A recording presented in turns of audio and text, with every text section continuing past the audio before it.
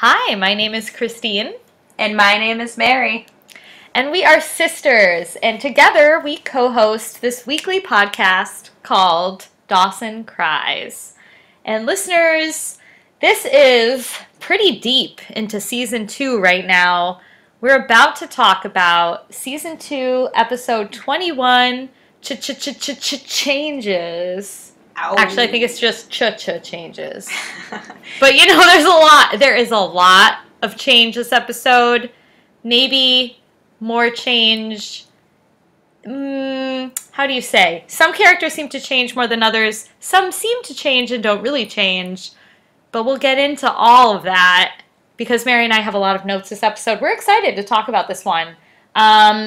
Also, just briefly, the reason we started this podcast was just because current events were really, really stressing us out. And I feel like this week was quite a doozy for current events. So, I, for one, am kind of relieved that we get to pod tonight, take our mind off it at least for a while. But, I don't know. I encourage you to stay healthy, but stay engaged and do what you can. Just to help out. Help the good in the world. Help out. Mary, Good one, Christine. I'm going to take the reins. Oh, do it. Changes. So, this episode is familiar territory, and I love it. We're in Dee's boudoir, and Dee is watching an old classic, Casablanca. I'm really ashamed to say I've never seen this film. It really feels like a huge gap in my film history knowledge, and I'm embarrassed. So that's that. But Dawson is sitting there taking notes, and he starts. He reveals that he has an assignment due for his film final, and he has to compare his own life to the life of Humphrey Bogart. And he's like, oh, like, what do I have in common with her, with him? And he starts saying, like, well, I've got Miss Kennedy. She's a purely evil character. And then he just goes on this, like, kind of rant about Miss Kennedy. I don't know, is there an purely evil character in Casablanca? I don't know. Listeners, is it true? I should know, but I don't. And basically he realizes that even though he recognizes that Miss Kennedy is not a nice person, that he still wants to impress her. And he asks Joey, like, why is it that we're so ridiculously intent on pleasing the people that dislike us the most? And that's a great question, Dawson. Tale as old as time. We've all been there. And Joey's like, why don't you just do the obvious? Oh, well, no, before she gets there, she says, you should interview someone for your final instead of doing this comparing and contrasting. And he's like, great, I'll interview Joey, my favorite subject. And she's like, no. You need a new muse. I am sick and tired of it. Always be focused on me. Besides, I was thinking, like, Miss Kennedy hated your project that was about Joey, so you better get a different subject. You know what I'm saying? Yeah. And then she's like, well, why don't you turn the camera on yourself, And Dawson's like, it's not happening. Yeah, I feel like Joey was, like, kind of cute. She was, like, teasing Dawson. At first I thought he won her over by saying, oh, the camera loves you. And Joey was like, okay. So she, like, kind of coyly looks into the camera and is, like, pretending she's going to do it. And then she gets up real close and just says, good luck. Got him. Like, no, I'm not doing it, Dee. Dee. Oh, Dee. Yeah, so it's kind of funny that Dawson is struggling with the film final of all things. But Yeah, it is seriously. his nemesis' class. And yeah, that is true, that little quote you pulled out. Sometimes the people who dislike us the most, that's the, like, we want to win them over so bad. And it's kind of a hard truth that we've all probably can relate to in one way or another. But Too real. I don't know. I think Dawson will pull it out. I have faith. He's going to whip it out. The dirty dog. The dirty bee. He will. And then we pivot, and we're over at Andie's house on her side of the creek. And who is there but one of the nastiest fathers on this show, Mr. I don't remember what they're... Mr. McPhee. Oh, he stinks. So he's around the house, but he's acting very calm for once. He's not in the usual rage. And Andie's like, what are you doing here? Last I checked, you weren't welcome here. And he's like, your brother called me, and I'm very concerned by your situation, and I want you to pack your things and come with me. He's just going to ship her away. And of course she puts up a fight because, like, where have you been? You know, like, now all of a sudden you care? I feel like he was just willfully ignorant all that time. And now that it's literally been thrown in your face, like, this is child neglect, basically. You know, you can't just leave your kids with no guardian. So, but she puts up a fight. She's like, we're fine. We don't need to go back with you. I'm not that sick. And he's like, I'm not asking. He's basically putting his foot down. Yeah. I think at one point he says, like, Andie, this is serious. And she's like, well, then why are you here? Which is a low blow. But it's true. I mean, I feel like he might have been, I don't know, in denial or something when it seemed like maybe the mom would get better, but then just deteriorated and he couldn't deal with it. But it is really serious now. I mean, if Jack even called him, he probably was like, okay, something is seriously wrong. Yeah. But yeah, that's not what Jack was expecting, so he's kind of like, oh, great. No. This was not how I hoped it'd turn out. But then I think we switched to, we're at school with the teenagers of Cape Side, and Dee has turned his sights on Jen for an interview subject. As he often does. Oh my god, I know. Dee with the wandering eye. Dawson will film anybody. And Jen, again, she kind of fakes him out. She puts up a little protest and then is like, well, you know what? I do kind of need to get this off my chest. And Dawson gets so pumped. He's like, all right, here we go. Gets his camera out right in the hallway. And Jen talks all about, you know, these serious emotions and this big decision she had to make and, like, something that she just had to, like, chop off. And Dawson's like, what? What'd you chop off? And she's like, my hair! Ha ha ha ha. Just kidding, Dawson. I'm talking about my haircut. Oh my god. And it's the first time they acknowledge her haircut, which is kind of surprising. Because it is a huge haircut. It's, extreme haircut. But it's old hat by now. It's like, by now. It's like no one mentioned it. It didn't seem like that big a deal. They made much more of a fuss that Andie dyed her hair brown. Yeah. Yeah, no one even mentioned Jen's hair. Well, now Jen's hair is basically grown out. It's getting longer. It is growing. Yeah, she looked like she had some kind of sweatband under it. I was like, what's going on there? Really? Yeah, it was like subtle, like a subtle headband, sweatband thing. Sweatband? It looked like a sweatband, like a gray elastic, like cloth color, kind of cloth material headband. But it wasn't on the top? No, it was like under her hair. Maybe she's got some fake hair going on. Maybe. I was like, what is that? But I don't know. She's done some crazy things with her hair before. Oh, yeah. Well, yeah. Abby was kind of the queen of interesting hairstyle choices. She was. R.I.P. R.I.P. Come back as a ghost with some cool hair. Oh, yeah, so Jen gets him real good with that little prank. And then he runs into Jack, and he's like, oh, Jack, maybe you could be my my on-camera guy. And he's like, no, I'm way too busy. I'm dealing with a lot, as usual for Jack McPhee. And then again, Joey has to refuse him. She's going to, like, refuse him 3 times before the cock crows. So, eventually, he settles for Pacey. I mean, am I the only one who really thinks that the Pacey-Dawson friendship has suffered greatly? They've never even discussed Dawson saying that he depended on Pacey being his, like sidekick screw-up the friend. shitty life. They've never even talked about it.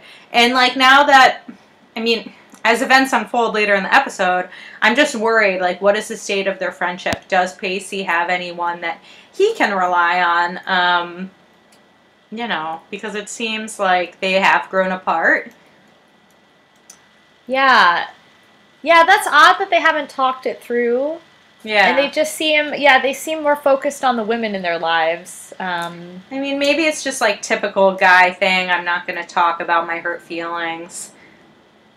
Maybe. Which might be true for Pacey, but it's not true for Dawson. He loves to talk about his feelings, but yeah, maybe his feelings aren't. He doesn't feel. Well, he is very selfish. We know this about the D. So I don't know.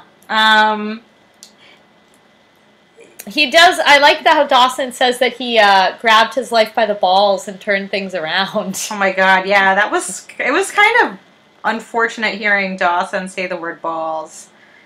It just sounded. It sounded off. It sounded unnatural. Dawson wouldn't say that. Come on now. It was like when he was making the moves on Joey last episode. Oh my God! Yeah, Dawson, I don't recognize you anymore. Like, is this a dream sequence, Dawson? Exactly. Going for the shoulder rub. Oh, man. But yeah, Pacey's being very humble in this interview. He's like, I have to give all the credit for the changes in my life to Andie. My only achievement was finding inspo like Andie. Andie this, Andie that. And then he says, every day I wake up, I'm holding my breath, just waiting for someone to expose my fraudulent act. Yeah, Pacey has, this I know the term for, imposter syndrome. Oh. Hardcore. Yeah. Yeah. He's not the only one this episode, but, he basically feels he's a phony. He doesn't deserve whatever his success he's gotten, and he's afraid one day everyone's going to figure it out. Which is sad, but... common. What? Common. Oh, yeah. It's apparently more common in women. Surprise, surprise. No, I just read an article literally yesterday that said it's actually more common in men. Is that so? Really? Yeah. Yeah, Oh. I just read it yesterday. Well, that's surprising. Yeah, you'll have to share that with me offline. I'm curious about that. I will. Well, it's definitely common with the men in Cape Side. Oh, big time. I think that's what all these dads are suffering from. Yeah, even Dawson, that's his big problem. I mean, we'll get to that. And I mean, the women, by and large, are all very confident. Gail knows that she's a great newscaster. Grams is very firm in her beliefs to a fault. Yeah. Yeah. Yeah, Joey's always confident. She's going for it with the art, although, I don't know, she's kind of dropped the ball on that, actually. Yeah, Dawson's her kryptonite. Yeah, but even Andie in her weakness has strength of conviction, and she does, yeah. Mm-hmm. Yeah. She has very good perspective on what's happening, when she has some clarity. Right. Yeah, she can do the hard thing but the right thing. But Pacey seems like, we've been seeing the past 2 seasons how he really has this hero image. It's very, that's very hard to live up to. Yeah, and he feels like that's not real. Like he's thinking like, Andie, she's at a stage now where I feel like, she's helped me so much, but now I have no idea how to help her. I can't really help her. She's going to have to find another hero. And it's kind of sad to hear him say that, because that's definitely how he identifies himself, or how people see him as like a hero. Right, but that's not sustainable, like, unless he's going to be, literally become a fireman.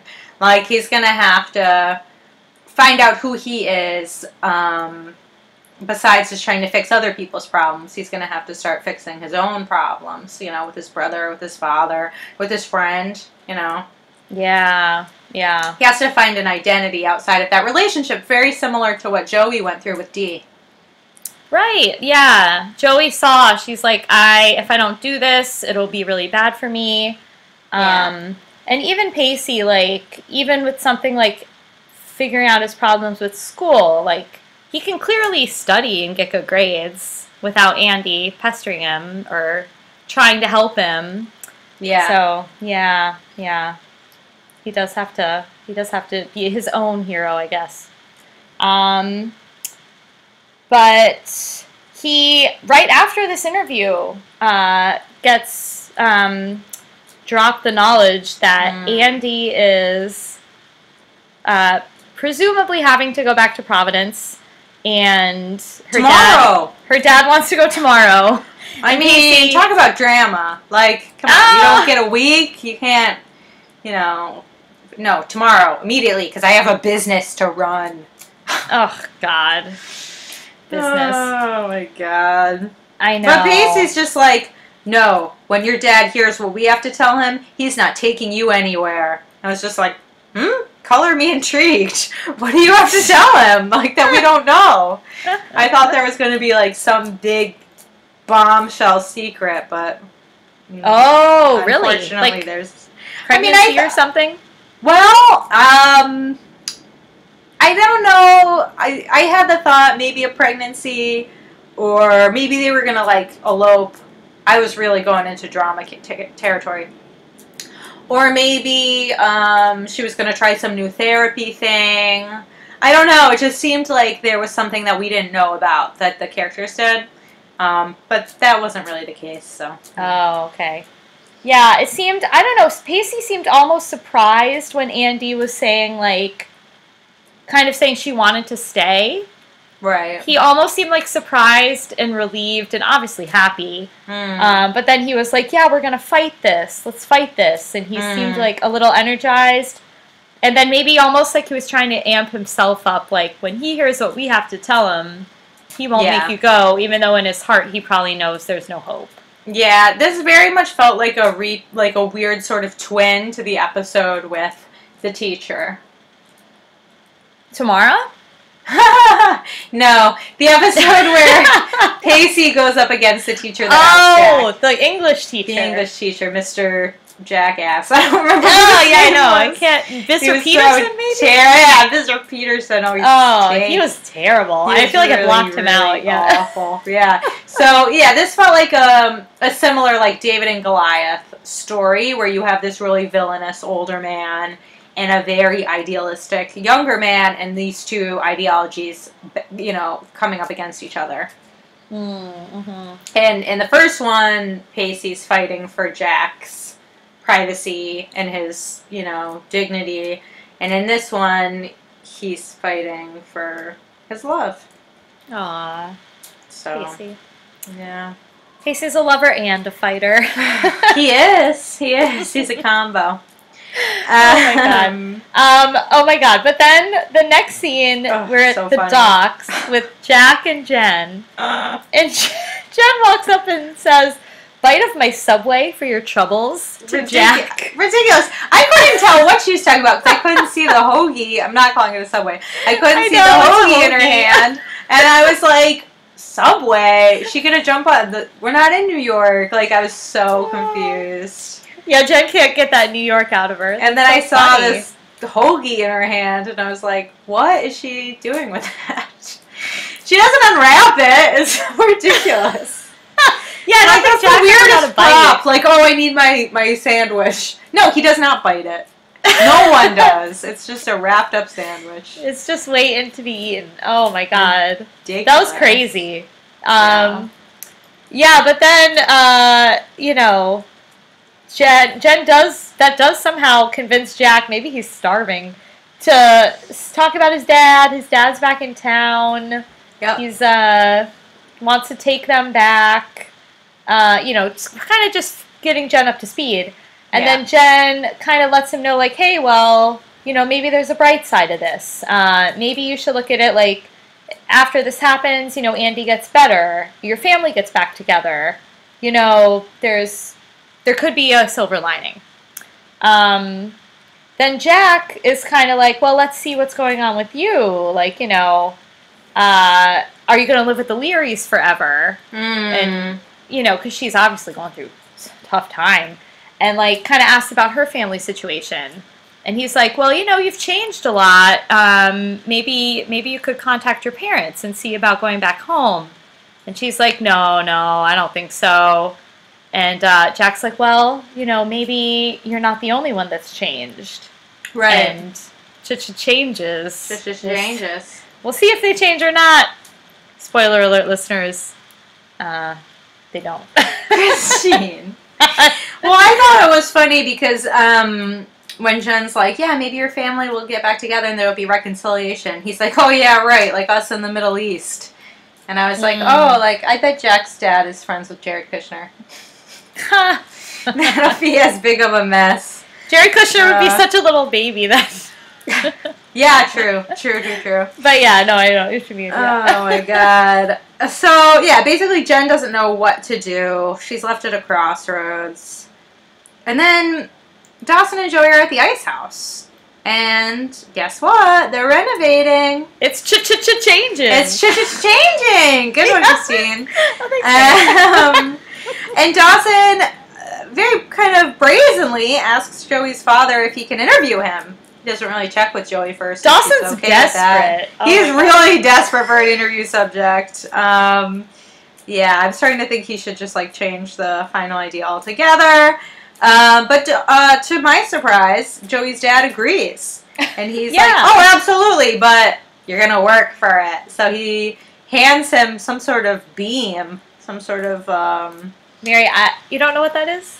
Oh, no, what was it? It's a level. Oh, a level. Yeah. Oh. You're just like D. I'm not like D. I've used a circ saw. I've used a nail gun. You are much handier. Yeah, you are much handier. Yeah, I'm a lot more. I could use a freaking hammer. Okay, he can't even use a hammer. Oh my god, Dawson, yeah. Yeah, Dawson was a mess. Even Klutz Jack is better. Like, he built that fancy model of the Cape Side. Do you remember for the film? Oh, yeah. Yeah, that was a very non-klutzy moment for Jack. Yeah. Inconsistent. We know that's Jack's character. Very inconsistent. Okay, so yeah, basically Pacey comes by the house to see Jack. And he's like, why is this happening so quickly? We've got to talk to your dad, blah, blah, blah. And Jack's like, look, there's no arguing with my dad. He's very set in his ways. And all of a sudden, the dad is revealed hiding in the shadows like we're watching, like, Hamlet or something. He comes out from behind a curtain. He's like, I'm here! I reveal myself. Pacey's like, listen, with all due respect, sir, you knew of Andie's condition when you left her. And Jack here, when you left her and Jack here, sorry, my note-taking's bad. Aw, with all due respect, sir, you knew of Andie's condition when you left her and Jack here. So, to take her home now, because you suddenly developed some sort of guilty conscience, is not fair. Wow, that's a very difficult line to read. That's a very wordy line. Good job, Pacey. He gets a lot of run-on sentences, though, so he must be used to it. These actors, I know, they're really run through the ringer. Yeah, they got to do their vocal warm-ups before they do this. Yeah, they're probably like, God damn it. Like, when they see the script, like, how am I going to say this? Yeah, doing their tongue twisters. So the dad's basically like, Pacey, you are too selfish to let her go. And Pacey's like, yeah, I agree. And the dad is like not having it. He's not impressed. And basically, Pacey's finally met his match. Yeah, well, I feel like there's a lot going on, because, like, Pacey loves Andie. We know. Pacey wants to be with Andie. But I think Pacey kind of also knows he can't help. He told Dawson he can't really, feels like he can't help Andie. No. So I think he's struggling internally, like, I want to be with her, I love her, but I want what's best for her. Does that mean letting this man take her? Like, I feel like with the teacher, maybe it was more cut and dry, like what was right, because that teacher really was like, he had no redeeming quality. There was like nothing. I didn't feel bad when he lost his job at all. No, I know. It's like, you really shouldn't be at that job. You're bad at it. You're hurting kids. He's been doing that job badly for a long time. Yeah, I'd probably be happier without that job. Yeah. But with the dad, it's like, yeah, he was a really garbage person. But, you know, I feel like it's better late than never in some cases. Like, if he's going to get Andie the help she needs, that she does. That's what she needs. Like, she needs someone to do that. So Pacey might be kind of a little bit like, you were bad in the past, but in my mind, maybe I see this could be good. Tough, though. It's tough. It is. And then we have another tough child and parent conversation coming up. Jen is on the phone with her mother. And you can hear it in her voice that she's very anxious to talk to her. It sounds like she hasn't even called her since she moved out of Grams's place. And I'm just shocked that, like, I'm still shocked that Grams has so comprehensively kicked her out of the house. Yeah. Like, if I was Grams or if I was Jen's parents, I would be like, she's gonna get back into drugs. She's gonna... I mean, her friend her, like, bestie just died being drunk and, endangering herself. Like, this is a very real possibility that the very same thing could happen to Jen. And for them to act like they care about her, it just feels like they don't. Yeah, what kind of parents, really? Like... I know. It's heartbreaking. It's like, Jen, I don't know. I feel like you have to really go through some, like, low stuff. Like, it sounds like she was a wild, but she wasn't, like...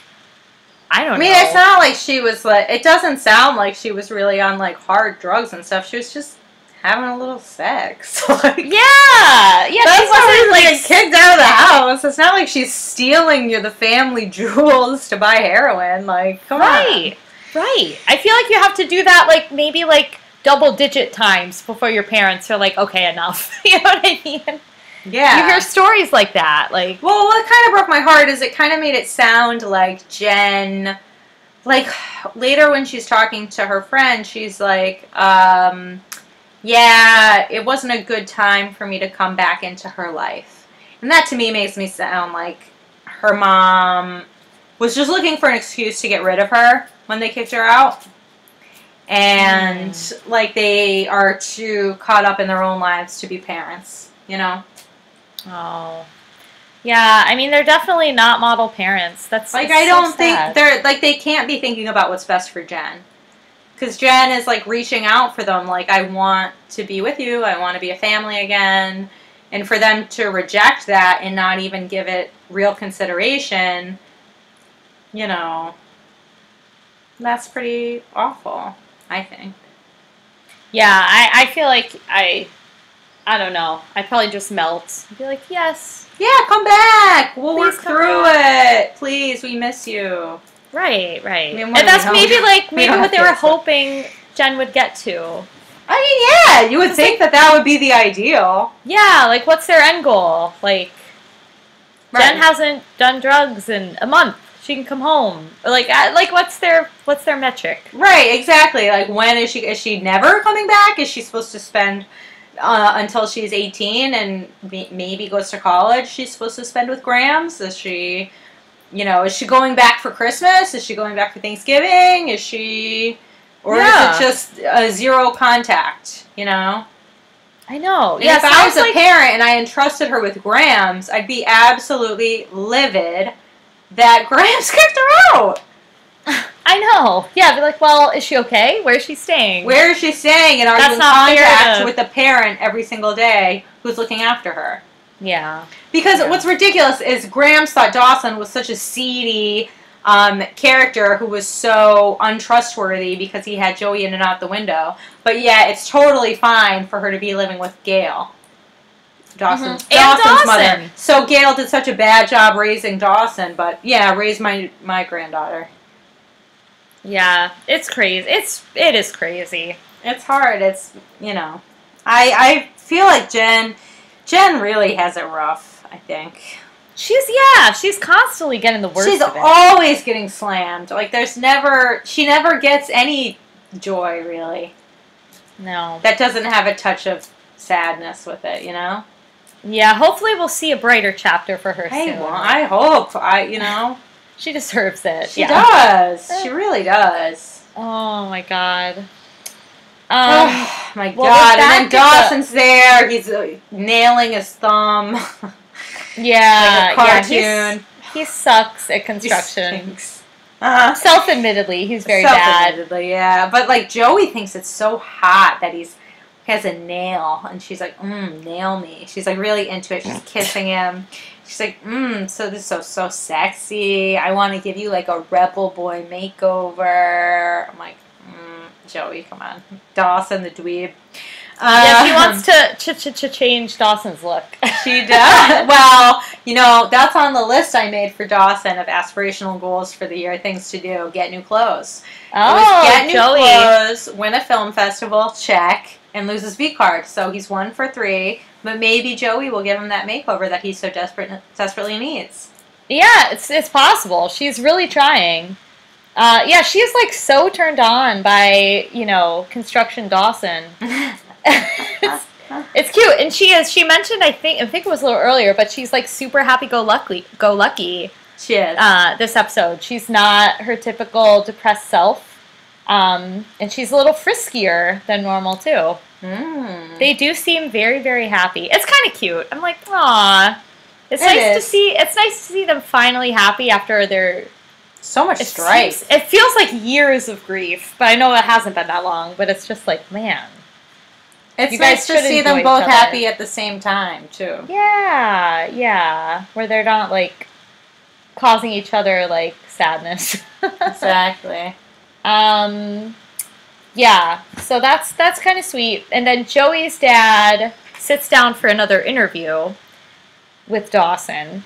And it really opens up. It's almost like Dawson's doing, like, a reality show. I was like, man, this is, like, kind of a preview of what's to come in television.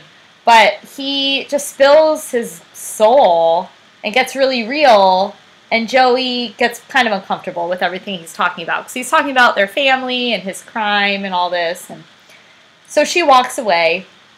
And, then we're back at the McPhee's after that. Oh, yeah. Yeah, and Jack is talking to his dad, and,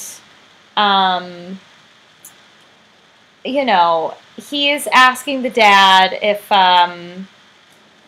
he'll move in with them. Oh, yeah, to stay. I was like, he asked him to stay. I was like, Jack wants the dad to stay instead of them going. Right. And so... But he's like, I cannot leave my business. Oh, my God, Mary, yeah. Like, what do you even do? What's your business? I know. Like, forget about the business. Like, you have more important things. And he even said before, he's like, family is more important than, like, friends and all that. And I'm like, you better put it above your business then. True. They have some chandeliers they can sell off if they need the money. Yeah, they have a nice house. That's true. Yeah. But then they kind of talk about Jack's dad's feelings about how Jack is gay, and that gets pretty intense because Jack is saying like, Jack's dad is saying like, well, your sister has these problems, your mom has these problems, and you're confused with these gay ideas. Well, his dad, it sounds like he wants to give him conversion therapy, which is horrendous. Right. And doesn't work. It's not a real thing. It's a real thing, but it doesn't work. And Jack's like, no, like, that's not what I want. You should give Andie a choice. You've given her... the dad's like, oh, I've given her everything. And Jack's like, not a choice. You haven't given her a choice. To either stay with Pacey or go. And the dad he's like, no, I've made my decision. He's very hard line on this. Right. Well, the dad says, I hardly think a teen romance is a solution to a medical problem. And I wrote down, yeah, that's the only time I've ever agreed with Jack's dad. Right. Because it's true, like, being in love is awesome and incredible, but it's not going to solve a medical need, No, you can't get a love prescription, unfortunately. No, if you need mental help, then you need to get it, Right. But I do think, like, for the dad to not consider it at all might be a little too far. Just given like the emotional strife it would cause to split apart from your teen romance. Yeah. Because you remember how like important it is when you're that age. Oh, sure. You get like crushed by your first heartbreak. But say it on the same line. Yeah, it's not. But I do think like it would be stronger if it were Andie's choice, which I think ultimately it turns out to be. Oh, yeah, definitely. But it does feel like we're kind of at a life or death crossroads with Andie. Like, she's having delusions and really spiraling. Yeah, I mean, I don't know if she's ever had those kind of episodes before or not, but it seemed like this was a new level for her. Right. So, yeah, it's getting really bad. Yeah, and I mean, Jack's making the case, like, her solution will come from the people that love and care for her, and I know that's not really your specialty, Dad, which was, like, a low blow, but also fair play. Right. Yeah, Jack has the right to say that. Yeah, Jack basically rinsed him. Oh, rinse, yeah, Mary. Rinse him. Oh my god, and then Pacey's upstairs with Andie, and he's like, we have to go out. We have to have a big date. We got to get out of here. We're going to deal with tomorrow. Tonight will be magical. Aww. And Andie's apprehensive because she's thinking about all the packing she needs to do, all the planning, all the thinking. And Pacey's like, we just have to enjoy the time that we do have with each other, you know? Yeah. Yeah, Andie does seem pretty reluctant. I think a part of her is, like, trying to maybe wean herself off and be like, it's already over, you know? Right. But she does agree, so that was a painful scene. I was just like, oh, it kind of reinforced like, oh, maybe Pacey like might not be what she really needs if like you kind of get that inkling because she's already kind of like no. But anyway, it seems like then we're back at the ice house. Yes, we are. There's a lot of jumping. This episode was There's like so much back and forth. Yeah, it was like, oh my goodness. Oh my god. And Dawson is asking the real tough questions. Oh my god, yeah. Was that the one he asked what drove you to to your lowest point? I couldn't believe it. I was like, Dawson, mind your manners. Yes, I mean, I guess he's turning into a documentarian. Which might actually be a really good path for him. But yeah, like, what drove you to your lowest point? I mean, wow. Bold move asking that kind of question. And, you know, and Joey's dad is being very frank and honest. And he's just like, you know, seeing my wife getting sicker and sicker and not being able to afford things. And it was just too much for me to handle. But, you know, Joey, she doesn't like hearing the answers. She doesn't like being presented with the past. She wants to move forward finally, and she doesn't want her dad having to think about the worst moments of his life for other people's entertainment, and I don't blame her. And she's just like, this is really intrusive, Dawson. Like, what the F? Yeah, they're finally happy. They seem to be getting along well. They're renovating the ice house, and and plus, if this is shown in school, like, I would get it. Like, you don't want the whole school to see your dad sharing all these personal secrets, because they already gossip about her. Oh, for real? Yeah. So I totally understand Joey's point of view. Yeah. And then, yeah, she kind of asks him, like, why don't you do this to yourself? Why don't you investigate yourself? And then Dawson, this is kind of when he has his moment where he confesses to having the imposter syndrome also. And he just blurts it out to Joey. He's like, well, I'm afraid. I'm afraid that, you know, you'll see that I'm not what you think. I'm not as good as you think, blah, blah, blah. And once you see that, I'll lose you again. I don't want to lose you, Joey. And I was just kind of like, wow. It kind of came out of left field, though. Like, I mean, it seemed like this was, I don't know, like, you're afraid to be interviewed because you're afraid you're going to lose your girlfriend? Like, I don't know. If you feel like you have to lie about who you are, and, then that's not a healthy relationship. Yeah, like, what? I don't know, like, what? Like, what could he say that would turn her off so badly? I mean, I guess whenever they do have discussions, they do get on each other's nerves. Yeah, I mean, it seems to work better when they don't analyze and they just go with the flow. Yeah. So maybe but it's the unexamined life, Dawson, it ain't worth living. Yeah, that's true. Socrates would say. And I was like, well, I know, like, he's self-conscious about his film because Nicole really rinsed him for that. Nicole. But, like, he's still making film. Like, he's doing his film for the project, so... Right. And Joey is very supportive of him with Nicole, like, with respect to Nicole's attitude, so... Yeah. It does seem kind of like, what's the issue? And he won the Boston Film Festival. I mean, Nicole cannot take that away from him. I know, yeah. Even if the movie was god-awful, it was still better than anything that any other kids made that year and submitted. So, pat yourself on the back. Yeah. Because, I mean, compared to an adult who's had studio films produced, it's probably awful. But compared to your peers, you're the best.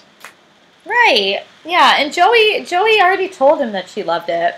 Yeah. So it is weird, and Mary, I'm super interested that the men have imposter syndrome. I mean, maybe it's just real strong in the D. I don't know. Yeah. Yeah. Well, it's strong in the D, it's strong in the P. It's very strong in the P. Yeah, we'll see. Maybe we'll learn more about Dawson's. It's kind of strong in the Joey's dad. I wish the JD. Oh, yeah. I don't know. Well, I mean, they talk about it later, but not really about Dawson. So we'll see if it comes back. Maybe it'll be something they forget. Who knows? Right.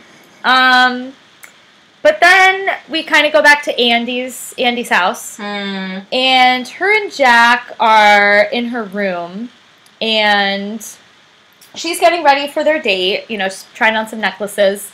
And she's talking to Jack and is saying, like, well, Dad worked it out so that I can stay. And, if I want to. If I want to. And Jack is like, oh my God, that's great. Isn't that great? And Andie's like, again, a little hesitant. Like, well, I don't know. And she's like, I might want to go, but I feel like I don't want to be the one that drags Pacey down. Like, she's a little self-conscious about that. Well, she shouldn't, not leave for Pacey.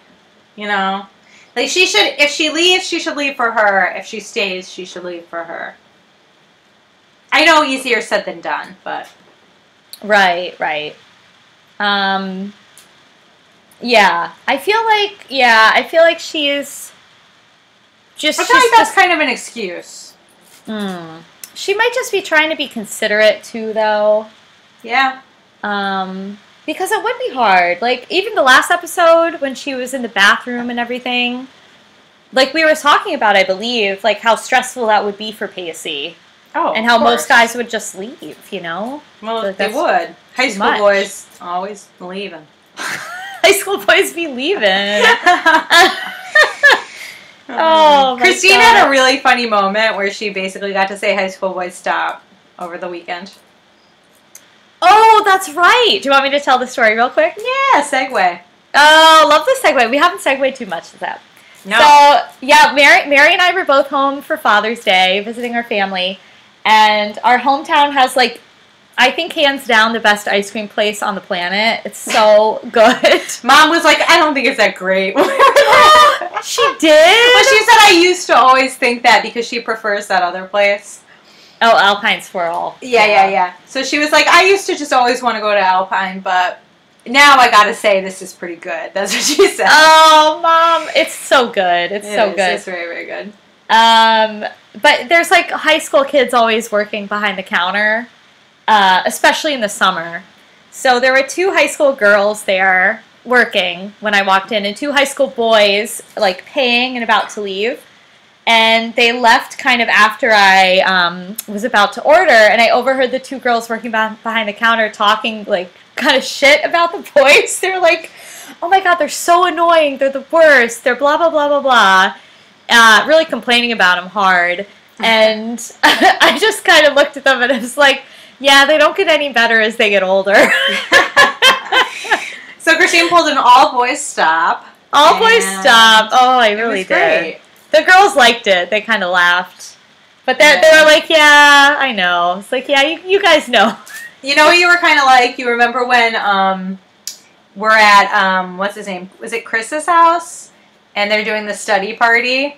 And his little sister is there and she wants to know all about boys. And Joey gives her like a pep talk about love. You were like the opposite, giving them like a reverse pep talk. Oh no! Like setting them up for a heartache. Oh. Like, it doesn't get any easier, girls. And Oh, New York, I funny. was moving fast. I was giving them the hard truth. Oh, you were. Well, they could take it. They were scooping the hard ice cream. That's right. Yeah, it's all hard ice cream.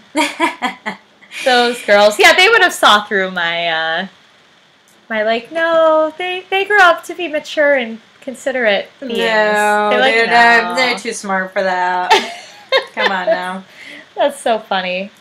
Oh my God. gosh. Oh, but then, yeah, so Andie kind of tells Jack about her kind of back and forth on the decision, but then, which I thought was interesting, tells Jack, you know, I made it so that you also have a choice. Like, if you want to stay, you can stay. If you want to come with us, you can come with us. That was really great. It was so good. And she was like, you know what, you should really, don't worry about me. Think about yourself. Like, whatever you want to do, you have to do. She really doesn't want to be bringing anyone down. She's extremely mature. Yeah, I'm like, the eulogy was like very impressed. So impressed. And this whole episode, very impressed with Andie. Yeah, I mean, she's really thinking this through in a way that the characters don't usually do. Yeah, a lot of deep thought, and also for the show. Like, I don't know other shows. I'm sure there are some, but it seems like a very nuanced and like considerate way to talk about someone that has a serious mental illness. Like, she has this illness, but she's still like very much capable of making an intelligent, analytical decision. Yeah, and she's like incredibly smart. She's still getting good grades. Yeah. So it's it is sort of interesting because like it just goes to show like you don't know what people are dealing with privately. Like, even if they seem like Andie to be the most put together person, who, you know, the world could be crumbling around them, but they'll always have, you know, the perfect outward appearance and the good grades, and but you know, when she's alone at night, the demons are there. Yeah, it's like you have to always remember, like, everyone's going through something, and sometimes it's like very serious. Yeah, you might not have any idea. Yeah, very well hidden from the world. Yeah. Well, Jen takes a hot second to stop by Grams's, and she tries and fails to say goodbye, which was sad. It was so sad. She couldn't bring herself to knock on the door. I mean, poor Jen. Like, she feels so abandoned that she can't even say goodbye to Grams, to her own grandmother. She can't bring herself to do it. I mean, I'm wondering, like, is she afraid of actually being invited back into the house? Is she afraid of that? Because, I mean, one would hope that Grams wouldn't let her get on a frickin' bus to God knows where. Or is she afraid of not being invited back inside the house? Is she afraid of knocking on the door and having another person let her walk right out of their lives, you know? So maybe she's saving herself from that rejection. I don't know, but it was extremely heartbreaking. Oh, it was. It really was. Because she was like, you gave up on me. This is me giving up on you. Yeah. Yeah, I could see, like, both scenarios for Jen would be hard. So she's probably feels like, I can't win. So I'm just gonna leave. Yeah. Oh gosh. Well, on a She brighter has my note, sympathy. Dee finally learned how to use a level. Good job, Dee. Oh, I know. I knew you could do it, Dee. Joey's like, time to take that V. Oh my God, Joey is like so aroused. I know. It's funny. It is. Like, dang, girl. Like, you gotta type. Oh my God, like me. Oh! Like I said earlier. Yeah, Mary, you should tell quickly that story. So every like 3 months or so I get really bored and download a bunch of dating apps. And I was about to like swipe right on this guy, and then I was like reading through his profile, and I just said out loud like, "Oh no, I cannot date another carpenter." I had to go laugh, and I'm like, "Wow, I'm really dating way too many New York hipster types." Oh, if, so if funny. that's something I'm saying out loud, yikes. Yeah. That was good. That was good. Yeah. Joey would have been like, more carpenters, more carpenters. Oh, yeah, girl, they get old. Yeah. Give her the ice cream advice, Mary. Yes, they're all the same. Oh, that's funny. Oh my gosh. So yeah, Dee has learned to use the level, and then And he's also learned to apologize. Oh. He's getting level with Joey's dad. He says, "I'm sorry I made you, dredge up all these unhappy memories. It wasn't right of me, and I feel bad." And Joey's dad is basically, he wants to do more introspection. And he's like, "You know what, actually, I probably haven't changed that much, but the difference between me now and me then is that now I'm going to put others above my own needs." And, obviously Joey is super happy about that, to hear that. She's super, she goes up to Dee and she's like, "Dawson, like, I have everything I've ever wanted in my life. My dad is back. Business is good. And the cherry on top of it all is that I'm with you." She's like, "I'm proud of you, and I'm proud to be with you." Wow, what a nice thing to hear, right? Mary, I know. I wrote that down, and I was just like, I wrote a heart. I wrote aw. I wrote aw too. Yeah, it was just like, oh my God, I'm getting so gooey. But I felt like, it was like, I don't know. It seemed almost fake, like too good to be true. But we're jaded. Oh my God, I know, Mary. It's so bad, right? Like, this isn't realistic. No, he's happy all the time. I was so, like, even the scene before that maybe primed me a little, because, like, I even wrote, Joey's dad is good. I know. Well, I was thinking that too, because we were just, on Father's Day, we were trashing the patriarchs of Cape Side. Yes. And I was like, we were talking so much shit on Joey's dad because he's a cheater and a drug dealer. And But then I was like, we were wrong. We judged him unfairly. Did we, though? Well, yeah, we'll see. But we'll see. We don't know. I think we're usually right, Mary. We're good judges of character on this children's show. Teen show. Teen dramedy. Teen dramedy, yeah. Heavy on the drama. Heavy on the drama. So Jack is like, oh God, Jack has my sympathy too this episode. He's talking to his dad. He's like, "Listen, whether Andie leaves or whether Andie stays, I'm staying." And Jack's dad is like, "Well, I'm selling the house." And Jack's like, "I don't give a fuck." He's about to be homeless too, yeah. I know! What is with these homeless children? It's breaking my heart. So bad, I know. And he's like, "I feel like I'm to blame for you being gay." And I'm like, okay, you need to go. Like, Jack is like 17 probably. You're inflicting more pain than good. Like, you need to stop with your, gay shaming and trying to change him. Like, if you can't accept him, then just go. You know what I mean? Yeah. And he tries to talk some sense into his fool dad's head, but it doesn't work. Yeah, I liked his sense too. His way to do it. He's like, well, I'm gay for the same reason that Tim wasn't. Like, there's no reason. It's just the way it is. That's just the way it is. Yes! Things will always be the same. No changes, no changes. What's that quote? People don't change, they just become more of who they are. Oh. I actually don't know what that's from. Maybe it's an original Mary quote. No, it's definitely from something corny, like another teen show. Ah. Well, this is a teen show, so it fits. And I seem like a guru. Very wise. You do, Mary. For Jack. Oh my god. Oh, but I also love what Jack says. He's like, I cannot go with you because I know myself, and I know that eventually I will begin to sacrifice my own happiness for yours. For his comfort, basically. Mary, this hit me very hard, this line. Oh, yeah.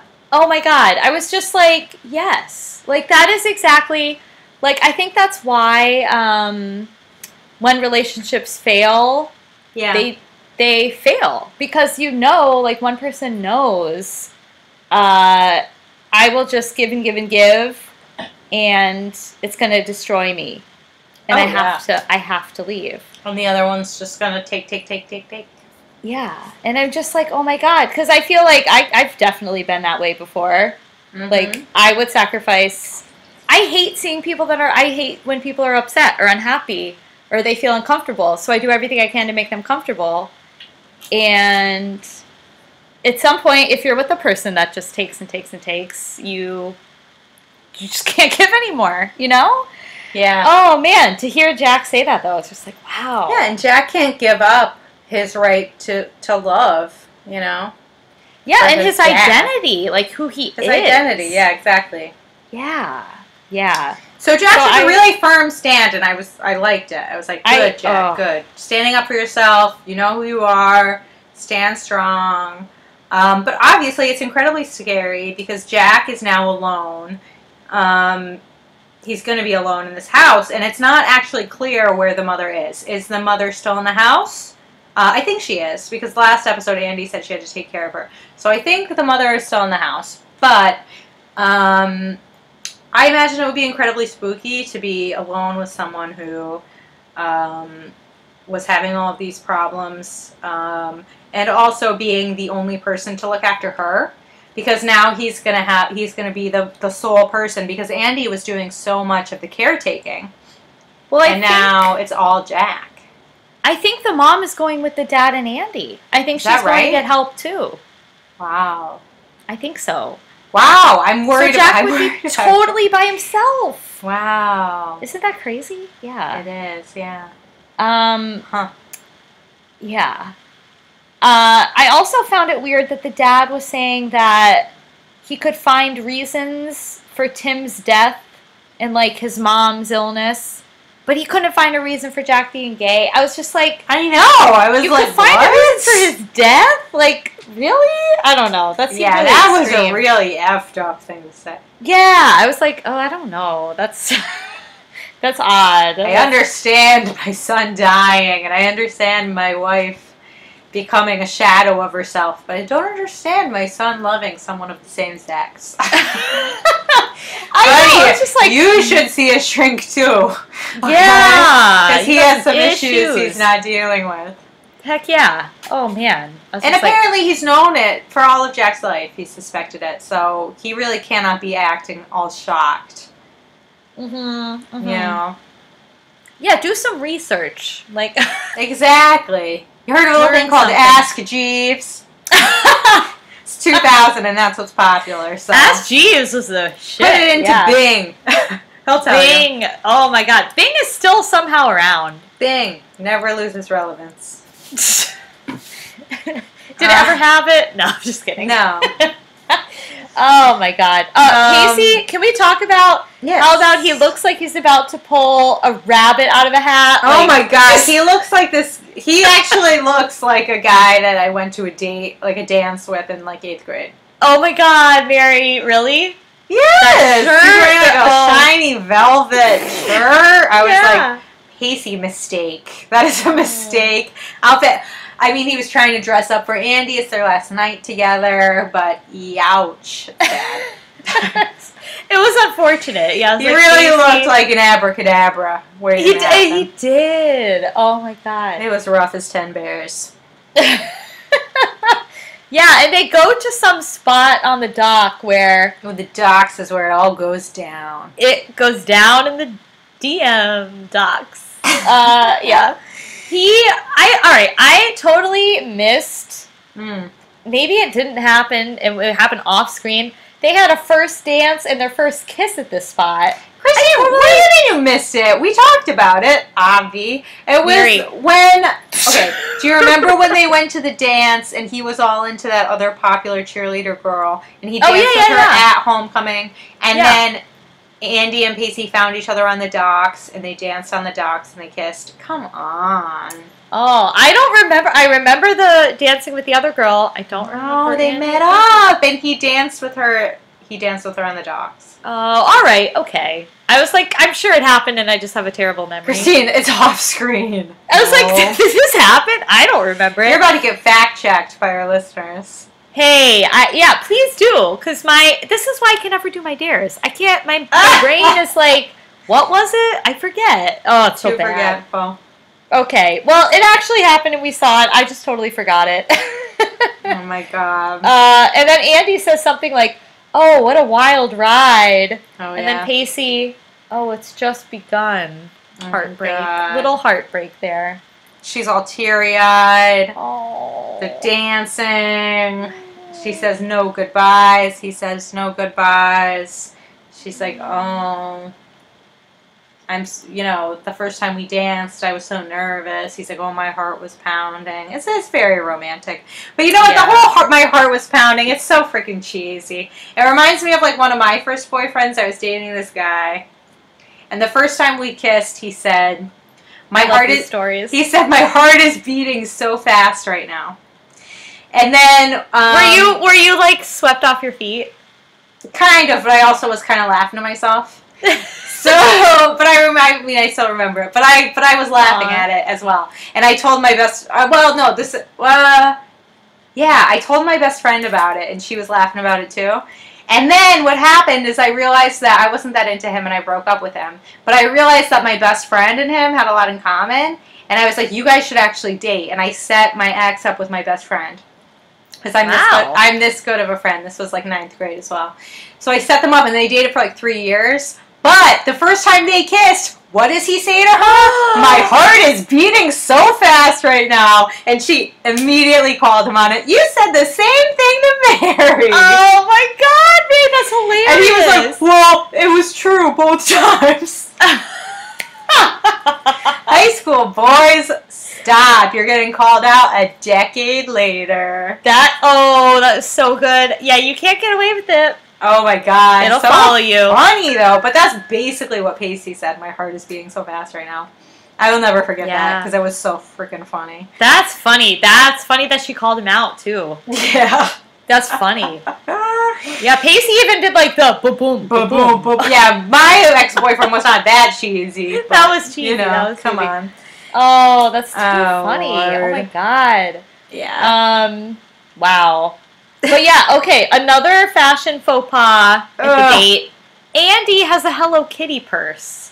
Oh my god, does she? She does! Yeah, I was like, oh, Andie. Andie. Yeah, it's like, okay. It doesn't really match her. The rest of her outfit looks very, like, kind of like librarian. It's almost like Jen trying to be the good girl look, but... Oh, yeah. It's kind of Andie's normal look. Right. But it's not like a Hello Kitty outfit. It was funny. Well, she's like 16, so. Oh, yeah. Yeah, I had like a very glittery purse when I was a teenager, so I can't talk. I think I had a corduroy purse. That's a bad look. So, yeah, like, we gotta get moving because this is a long pod, so.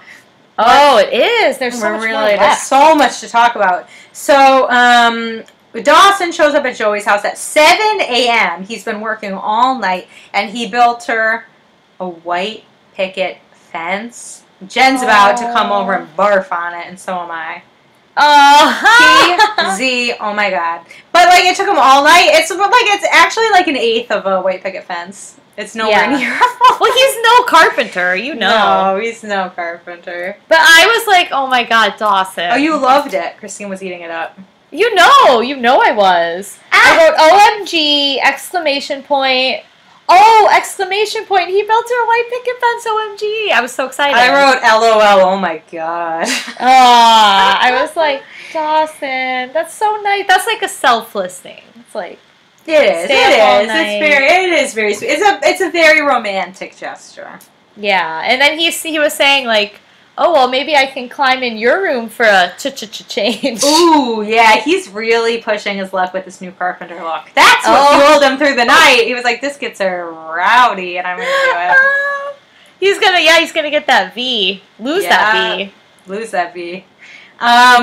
So then we see Jen at the bus stop, and I'm like, girl, you're on a train to nowhere. Where are you going? And Jack starts running. He's sprinting. I think he's going to go say goodbye to Andie, that the dad's going to steal her away. But no, he is running up to Jen. He's like, you're not getting out of here without at least a goodbye. And she's basically like, yeah, well, I tried to call my parents. It's a big no. They don't want me back. It's too inconvenient. Yeah. And he's like, well, do you have anyone to stay with? And she's like, no, but I don't have anyone to stay with here either. Like, there's no one here for me. There's no one there for me. I might as well leave Cape Side now rather than later. And I don't blame her for feeling this way because, God, she's been given a rotten deck. But Jack, he's really there for her. He stops her from getting on the bus, and he's like, listen, your parents, your grands, they were incapable of loving you, but it's actually worse to be incapable of loving than to not be loved. So at least you, Jen, have the capacity to love others. Like, you're a good person. You need to hold on to that, and you're going to stay with me. So Jen and Jack are going to be like the home for wayward children. Yeah, roomies. Aww. Roomies. I bet they're going to have some crazy parties, actually. Oh my god, you know they will. That's what I'm excited. Me too. Yeah, that's why I'm hoping it turns around for Jen. I hope so. She needs some fun. Like, wholesome, like actual yesterday. Good time fun. Like, yeah, but not like Thai fun. Like, not No. Like, maybe they could play some Twister. Maybe they could start a band. Yeah, like they need to have some fun. Something cool, something fun. Something that resonates at an emotional level, not like empty calories fun. Do you know what I mean? Yeah. Like something that'll nourish them. And because I like that quote too that Jack said, like, about his mom. Like, she loves him for the best reason possible, no reason at all. It's like very heart touching. Yeah, it's like nice. Yeah. That's how it should be. So, all right, Mr. Potter, Mary. Oh. Did he change? Or is he back to his dirty Mr. Potter ways? Harry Potter. Yeah, he's up to his dirty doggy tricks. It looks like he's trafficking more than marijuana. He's got some Scooby snacks. Wait, you think? Wait, what did he have? I thought it looked like cocaine. I thought it looked like some powder. dank weed. I thought it was just rolled up in a lot of plastic. But to be fair, I was taking notes. I know. I didn't think they'd hit us with cocaine on this show, but maybe. Yeah, it looked like cocaine to me, but maybe it was wrapped in white. But I mean, dang. I feel like, again, Joey's dad is under a lot of pressure to make money for this family. The ice house was going under before he came back, and actually it doesn't make sense that they would be raking in all this money legally all of a sudden out of nowhere. Like, where's the money for the renovations coming from? I know they did the wedding, but, like, you can't renovate a whole restaurant on a wedding. They probably made barely a profit out of all the different types of food they had to ship in and all the kids they had to pay and, you know. Yeah, they paid them each $60 a day. And I'm sure Christine, you really are, like, too impressed with that's not a lot of money. And, like, $60, yeah. Because she's like, $60. Sign me up. Yeah, I put on that little bow tie. Yeah, maybe. But yeah, it just seems like, wow, that was too good to be true. There's something shady going on. But now I couldn't help but think, like, now Dawson is in the exact same situation that Joey was in when she saw Gail kissing Bob. Now Dawson knows the secret about Joey's family. That's so true. Remember how pissed he was at her for not telling him. And now he's in the same spot. And how could he crush Joey? Joey is just as happy and blissful as Dawson was when his parents were like bunnies, rabbits. Mary, I'm so crushed. It's so true. And Joey, Dee like can't hide it. Oh, like no. Joey can tell something's wrong, but he's like, nothing. So that's not gonna last. No. Oh, Mary. I know. And then another thing that's not lasting, Andie's leaving. No, Andie's going. Oh, the dad's giving a speech. He's like, I know I'm not the best father. I wrote no shit. But I want you to be happy, Jack. And then Pacey runs up. And it's not to say goodbye, but to give Andie one last look, thank her. And then he tells her, you go get better and you come back to me. I'm like, so sweet. I don't know if that's going to happen. I don't know if Andie's coming back. What do you think? I don't know. I don't know how long it takes to get Andie better. McPhee? Like, yeah. Are we going to see her again? I don't know. I don't want this to be another Tamara. No, I mean, Tamara had a return. But for one episode to sell a loft and then do one more tourist and then leave. Yeah, I don't know. Is it tourist or tryst? I tell you. You always say tryst. It's tryst? It's tryst. Well, you didn't even correct me. So how can you expect me to learn? Oh, that's funny. Tryst. Tryst. T-R-Y-S-T. It's like a Triscuit. Oh, there. Okay, if that helps. A tryst. I don't know if that'll help. I don't think it'll help. Yeah, probably not. A tryst. So, I mean... a tryst. Sorry. Yeah. Yeah, I don't know. Hopefully, I mean, if Jack's still around, I would hope that they talk about Andie a little bit. That she doesn't just disappear. Yeah. But I don't know, like, I guess her and Pacey are probably not doing a long-distance relationship. No, I mean, she's going to be in treatment. Yeah, so we'll see. She's got to focus on herself. Yeah. But then it's like, oh my god, this episode ends in a really different way. It's a voiceover, and it's the voice of Dee. And he's like, you know what? People don't change. They may want to, but they fear they can't. And then he says, love is change. Or at least I hope so. And he's filming himself. Turning the camera on himself. So I guess he's not going to use that footage. I mean, maybe he will use the footage of Joey's dad. What if he puts the footage of Joey's dad doing drugs in the film? That'd be a great scoop. Oh my god. Yeah, that would be real investigative journalism. Kennedy would love it. Kennedy would. Well, she'd probably find a way to be persnickety about it. But that would be crazy. I mean, that would be the end. Not only of that relationship, but of that friendship. He wouldn't do that. I don't think he got it on film. Oh, maybe he's always got his camera on him. Maybe he'll tell Joey about it. If this was in the age of smartphones, he'd be uploading that to an Insta story. Yeah, oh yeah.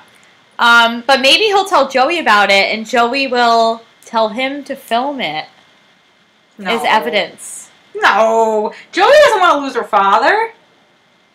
Oh, maybe, but I feel like Joey was like, I feel like she'd be the type to be like, you did this, you deserve to go back to jail. I don't want you in my life. Like, I could see her being like that. Like, maybe. Like, I trusted you, and you betrayed my trust, and I don't feel safe with you. I don't know. It's possible. Yeah. Yeah. I mean, it would definitely be a moral dilemma. Yeah. Yes. Yeah. Oh, man. Well, I don't know where this is going. I'm very excited to find out. It was a great episode. Very action-packed. Yeah, I liked the whole change theme. That was fun. The change, the imposter. And, like, the change, like, I liked how Dawson was obsessed with the character arc. Like, people have to change to be interesting. And, you know, some people changed, but they really didn't, and that was still interesting, so. I don't know. It made me think a lot. Yeah, it was a good one. Yeah, it was a good one. So, Christine, did you do your talking about our dares. Did you do it? Hey, so yeah, I had the easiest ones. Yeah, you did. I did, and surprise, surprise, I did not. Christine, you didn't even do it. You know moi? You know what? I kept trying to, and I kept, as I mentioned, forgetting. Oh my God. Christine, embarrassing. Oh my dude, it was so bad. Wow. I encourage you to go back and listen to the last episode where you're like, well, that'll be easy. I'll definitely get a point. Hey, I know. I thought at the time, I was like, oh, I could say that. Christine, you might want to change and start doing your dares, but you can't. I know. I'm like Humphrey Bogart. Yeah. I want to. I can't, though. You just gotta love your dares, because love is change. Yeah. I don't know if I agree that love has changed, but hey, Dawson. Well, you know what, Christine?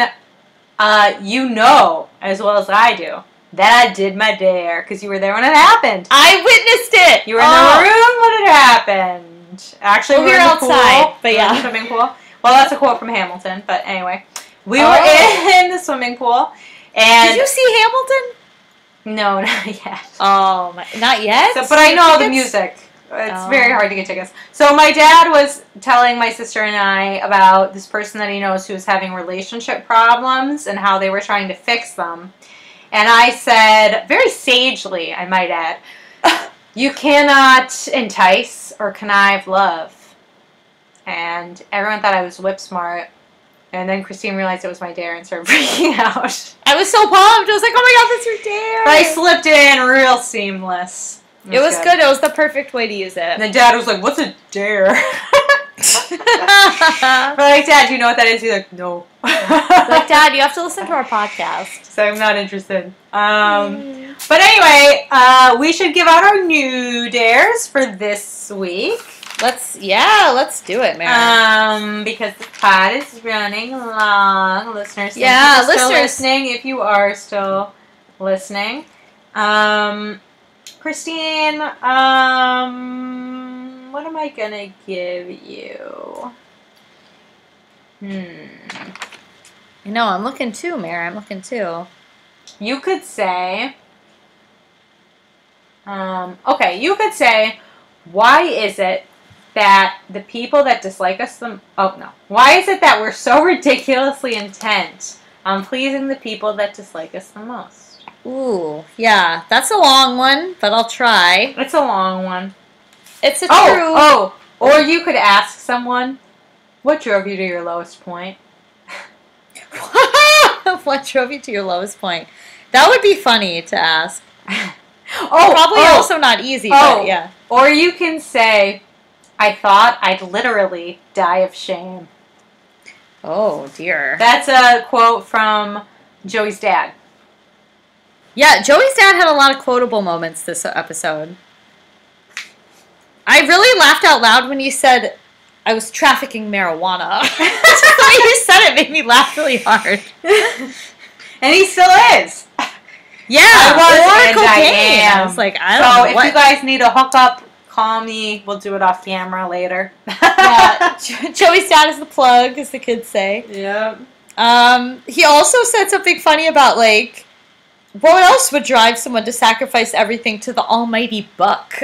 It's like, Joey's dad. Oh. Joey's dad with the quotes. It made me funny. It made me laugh. It made me funny. It made me funny. All right, Mary. What do you want to say? Let's see. I'm looking through all the things I wrote down. I might give you first. The camera loves you. Oh, good one. That's something Dawson said. Yeah, that might be a good one. That's like a nice thing to say to someone too. Yeah. You'll make their day if you tell them that. I'll give you a silly one. Bite of my Subway for your troubles. Make you say Subway. Oh my God. You can't say hoagie. Okay. And the third one, I just want to make you proud of me. Aww. A little D quote. Oh, that's very sweet. Yeah. All right. So. I think I can do that. I think you can too, Mare. I might eat my words / my hoagie next week, but for now I'm confident. That's always how we start. Yes. All right, listeners. So thank you for being with us. Thank you for listening. I know this is one of our longest episodes ever. Yeah, it's a marathon. It's a marathon. But we're so grateful that you're listening. If you like what you hear, please leave us a review. We've been getting awesome, very heartwarming reviews lately, and we so appreciate them. Yeah, we have to give a little shout out to Hope. Thank you. That was like the sweetest review I ever read. Yeah, we were like, oh, we loved it. It really did make me so happy. Yeah, I was like, oh. Yeah, so we're so happy that people are listening. And yeah, we can't wait to catch up with you next week in another installment of Dawson Cries. Ooh. And in the meantime, definitely tweet at us. We'd love to talk to you. We love to chat on a Friday. It's the best. So and good. You can find us there at WAH, W-A-H, Dawson Cries. That's correct. All right, listeners. Well, we'll see you next week. Hope you have a good week, and we love you. Ooh, Christine. Love is change. Hey, love is change. Love is in the air. Love is power. All right. On that note, bye, listeners. Bye.